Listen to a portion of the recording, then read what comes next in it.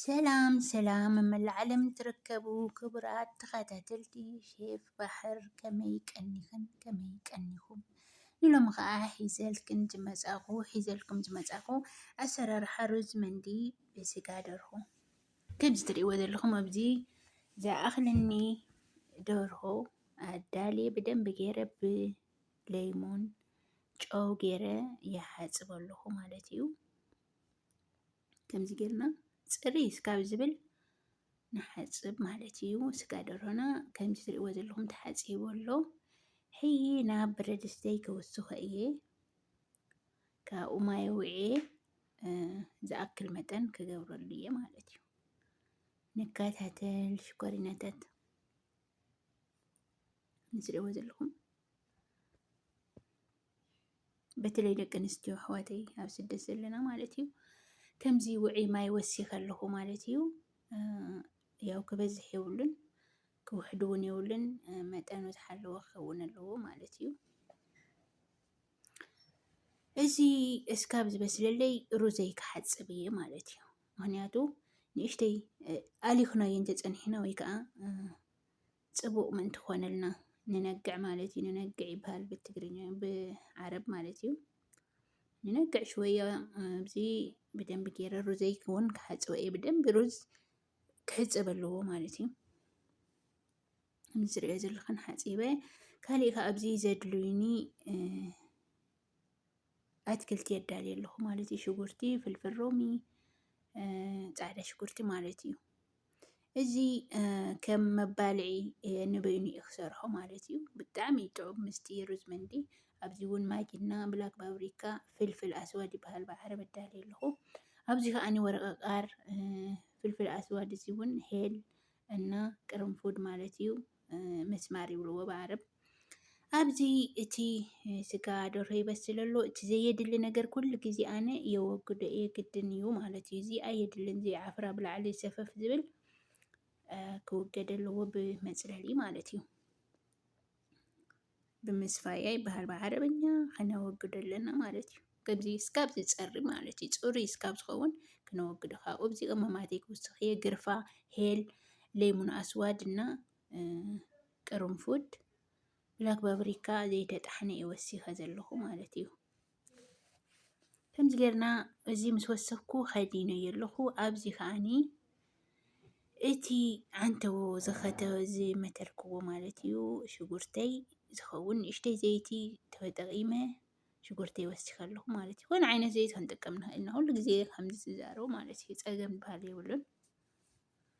ኣብዚ ሽጉርተይ ብከምዚ መልክዑ መቲረ ተጠቒመ ኣለኹ። ሸራይሕ ኣከታተፋ እዩ ብዓረብ ዝበሃል እዚ ኣከታተፋ ሸራይሕ ይበሃል።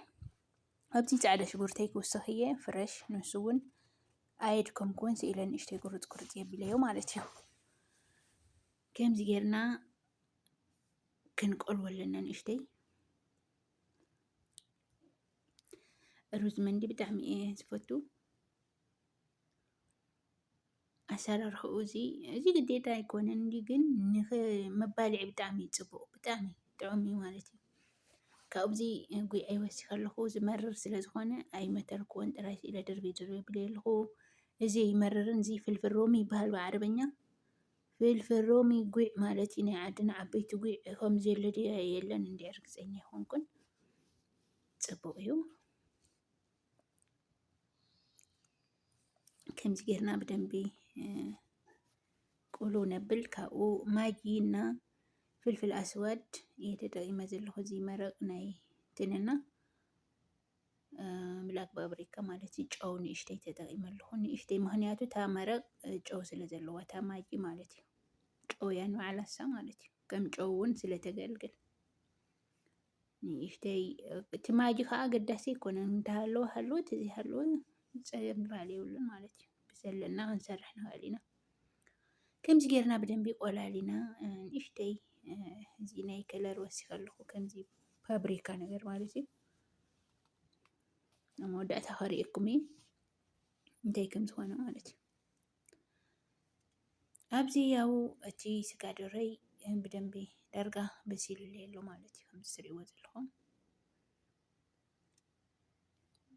ኣብዚ ጨወይ ክውስኽ እየ ጨው ያው ከም መጠኑ ምሳሌ እዚ ኣነ ክልተ ትጃጅ ወይ ከዓ ደርሆ ሰሪሕ ኣለኹ ማለት እዩ።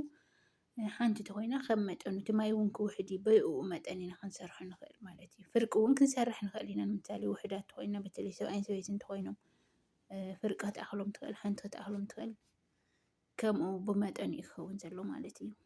ዋላ ኣብዚ ከዓኒ እቲ ቅመም ዓንተው ከሪአኩም ዝበልኩ እዚ ማለት እዩ ናይ ሕብሪ እዩ ማለት እዩ። የሎው እዚ ንሕብሪ እዩ ንእሽተይ ንጥቀም ኢና ማለት እዩ። ዛዕፍራን ኣይኮነን ዛዕፍራን እንተረኺብና እውን ፅቡቅ እዩ ብጣዕሚ ሽጡ ግን ንመንዲ ኣይኸውን እዩ ዛዕፍራን ማለት እዩ እምበር ተመራፂ ፅቡቅ እዩ። ግን ነዚ ንሽቱ ፅቡቅ ኣይኮነን ምስ መንዲ ኣይከይድን እዩ ዛዕፍራን እዚ ግን ከለር ሕብሪ ዝህብ እዩ ማለት እዩ። ከምዚ በሲሉ ስለ ዘሎ ደርሂ ከውፅኦ እየ ማለት እዩ። ከምዚ ጌርና ናብ ስኒያ ወይ ከዓ ናብ መትሓዚ ቀስ ኣቢልና ነውፅኦ ክስካብ ዝራፋትት ወይ ከዓ ድኽም እስካብ ዝብል ክበስል የብሉን። ከምዚ ማለት ዓርሱ ኢሉ ከም ዝወፅእ ክኸውን ኣለዎ። 20 ደቂቃ ኣብ ኖርማል ብረድስቲ 20 ደቂቃ ክልቲኣ ማለት እዩ 20 ደቂቃ 20 ደቂቃ ማለት እዩ።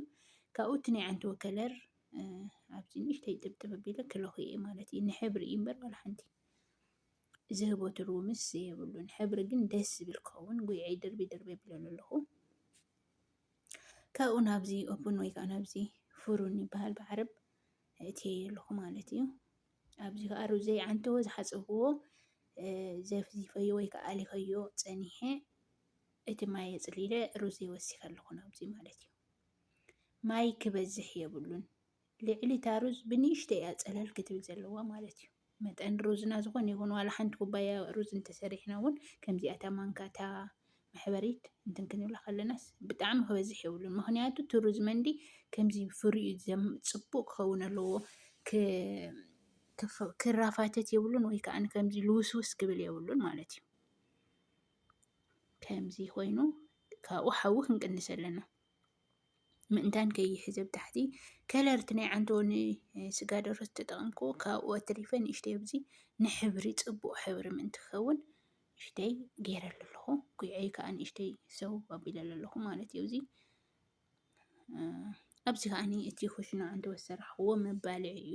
ሩዘይ ናብዚ ትጃጅ ወይ ከዓኒ ስጋ ደርሆይ ናብዚ ፍሩን እትየዮ እዚ እውን ከምዚ ዝበለ ከለር ሒዙ ኣሎ። እዚ ኩሽናይ እውን ኣሎ ኣብዚ ወዲኤ ተዘጋጅዩ ኣሎ ማለት እዩ። ከም እትሪእዎ ዘለኹም ፅቡቅ ከለር ኮይኑ ፍሩን ላዕሊ ጥራይ ኢና ክንጥቀም ንላዕሊ ጥራይ ክውቃዕ ዘለዎ እምበር ታሕቲ ኣየገድስን እዩ ነቲ ስጋ ደርሆ ማለት እዩ። ከምቲ እትሪእዮ ዘለኹም ኣሕዋተይ ንእሽተይ ዘይቲ ኣፍታ ማእኸል ጊስትር ገይረ እኒኹ ማለት እዩ ምእንታን ክዕጠን ማለት እዩ። ሩዝ መንዲ ናይ ግድን መበኸሪ ክኸውን ዘለዎ ማለት እዩ ክዕጠን እዩ ዘለዎ። ከምቲ እትሪእዮ ዘለኹም ንእሽተይ ዘይቲ ገይረ ካብኡ ምእንቲ ትክ ከውፅእ ከምዚኣ ገይረ ያው ቀጥታ እየ ቀልጢፈ እየ ክከድኖ ዝግባኣኒ ነይሩ ግን ምእንቲ ክትሪኣኒ ወይ ከዓ ክትሪኡኒ እየ ንእሽተይ ስቕ ኢለዮ እኒኹ ማለት እዩ። ካልኣይ ተወሲኸ ግን ክኸድና እየ። ኣብዚ ከዓኒ ምስኡ መባልዒ ዝኸውን ስላጣ ጢሒና ማለት እዩ ይስራሕ ኣለኹ። እዚ ዘድልዮ ብላክ ፓፕሪካ ንእሽተይና ከል ኣስዋድ ጨው እዚአን ጥራይ ኢና ክንገብር ንኽእል ማለት እዩ። ምክንያቱ ምስቲ ሩዝ መንዲ ዝተፈለየ ጣዕሚ እዩ ዘለዎ ወይ ከዓ መቐረት እዩ ዘለዎ ማለት እዩ። መባልዒኡ ናቱ ስላጣ እዩ እዚ ከምዚ እትሪእዎ ዘለኹም። ከምዚ ኮይኑ ኣሎ ድሕሪ ምስ ዓጠንክዎ ወይ ከዓ ምስ በከርክዎ ማለት እዩ። ከምዚ እትሪእዎ ዘለኹም ዓይነት ኮይኑ ኣሎ ማለት እዩ።